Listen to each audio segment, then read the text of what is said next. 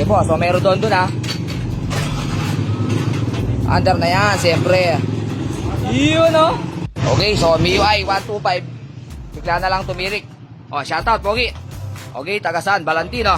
Okay, alright. Okay, ang motor nila, anong nangyari dito? Okay, so tumatakbo, bakit daw biglang namatay? Okay, so dito. Ngayon, na-trace na natin ang problema nito. So kasi pag susi mo, dito. Okay, so pag susi mo, wala lahat sa shutdown. Dito. Okay, so MIUI 125, shutdown lahat, as in wala.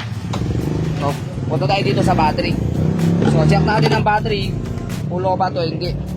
So, gawa tayo ng test light. So, negative sa test light, positive. Okay, so, nailaw. Ibig sabihin, hindi lobat ang battery.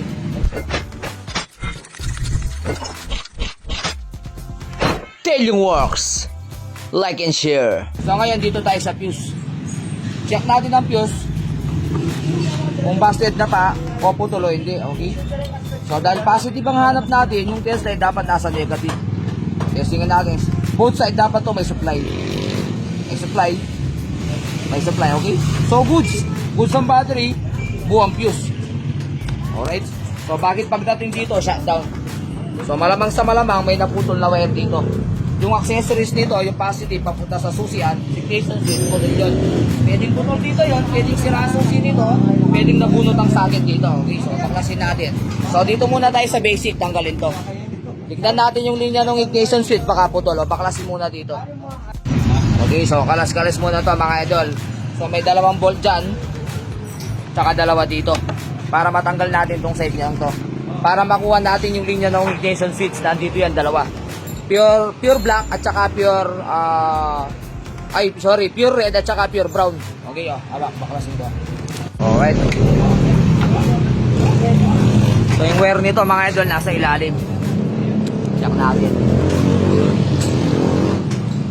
Ignition switch.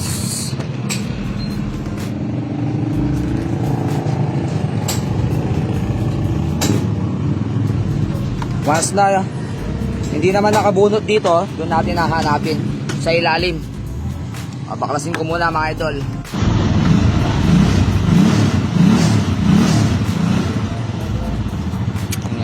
Okay. Yan po, sa dulo niyang yun, andun yung pure red. Alright, okay. Baklasin na natin, sige. Hila,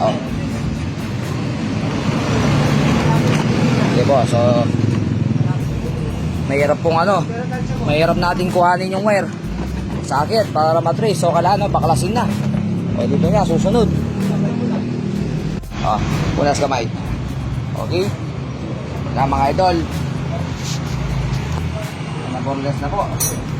Tingnan natin kung naka-body ground na itong test light natin. Body ground naman. Ito na lang, okay. So dahil nahanap natin positive. So ano tayo? Sa negative tayo sa test light, okay? Tapos itong dalawang wire na to. Ito yung pure red. Dapat to may supply. Once na walang supply to, pero doon hindi putol yung fuse. So putol lang linya nito. Testing. Okay, goods. Alright. Tingnan natin. Susi niya nasan. So ngayon, nakalagay yung ignition switch. Dito yung positive. So, milaw yan. Paano malalaman kung okay yung ignition switch? Pag susi mo dito, dapat to mag-on. Okay, so nag-on mga idol. So, malamang sa malamang, nabunod lang to. Testingin na natin, salpak. Tingnan natin doon. Kung iilaw bigla doon. Tingnan natin dito. Tara! Yun, umilaw. Ayun! Okay. Nabunot lang, confirm.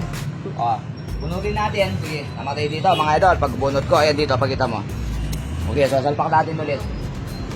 Ayun Alright. Tingnan natin kung under na. Kung may rodondo na. Alright, so okay. So may rodondo na mga idol. Okay po, so may rodondo na. Under na yan, siyempre. Yun Alright. Pagkasarap naman Kumandar ang motor nila idol, wala pang binibili. May binili na? Wala pa. Okay. Okay, so ganun lang po mag-trace mga idol. Okay, so salpakan na, ulitin natin. Yun na, wanglik oh.